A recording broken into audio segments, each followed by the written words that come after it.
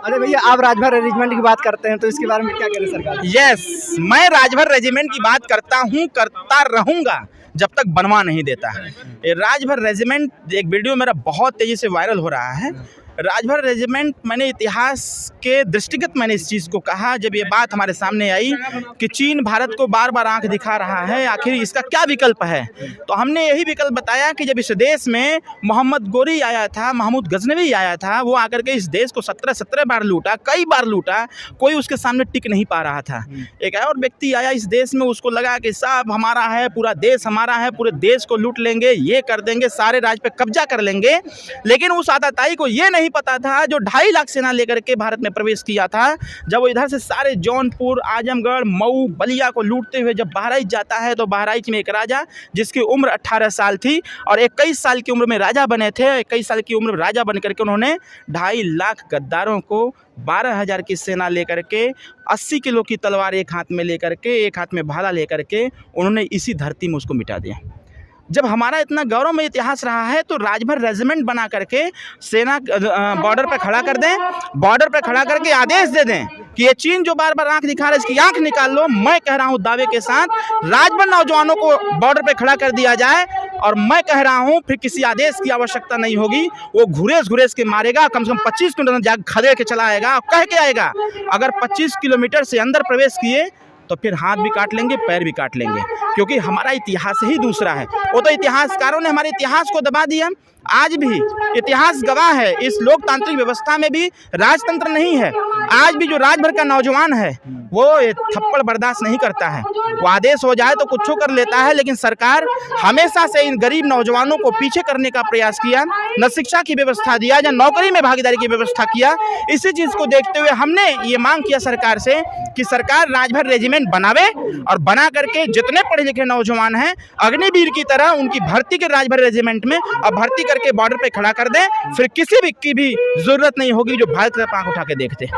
अच्छा भैया, जो आपके विरोधी हैं, जो आपकी पार्टी को बदनाम कर रहे हैं, उसके लिए क्या संदेश देना चाहते हैं? कोई संदेश नहीं, वो हमारा प्रचार कर रहे हैं। विरोधियों का काम है विरोध करना, हमारा काम है अपना काम करना। सुहेलदेव भारतीय समाज पार्टी विचारधारा है। सुहेलदेव भारतीय समाज पार्टी में रहने वाले ये परिवार के लोग हैं। ये सारे लोग जो लोग आए हैं सब परिवार के लोग हैं हमारे। हम लोग इन्हीं के लिए जीते हैं, इन्हीं के लिए मरते हैं।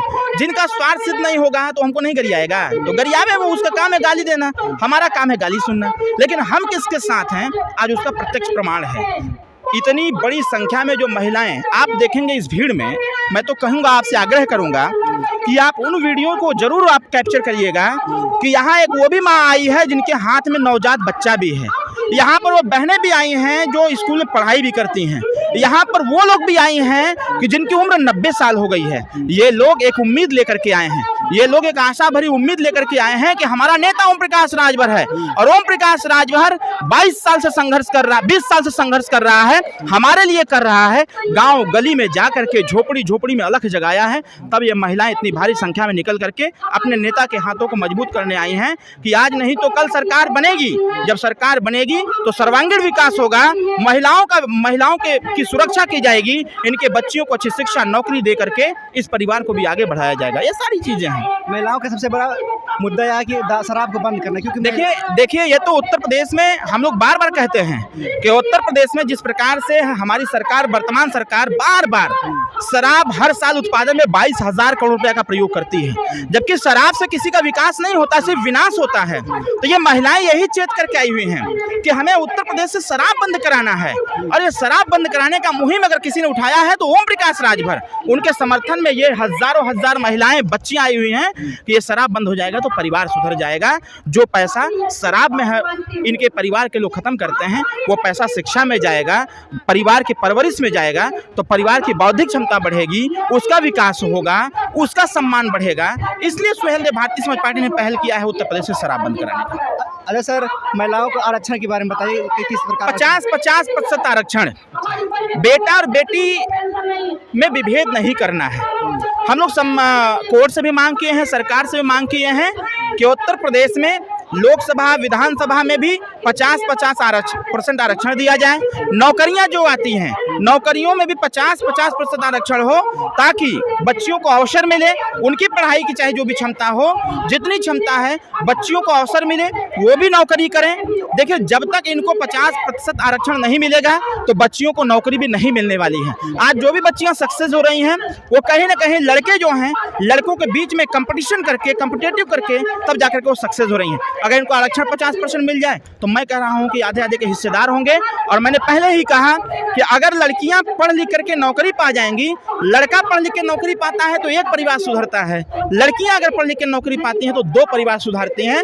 जब तक अपने मायके में रहेगी, अपने मायके पर संदेश देगी, उसको सुधारने का प्रयास करेगी, बच्ची की शादी होकर के ससुराल जाएगी, ससुराल पक्ष को भी सुधारने का प्रयास करेगी।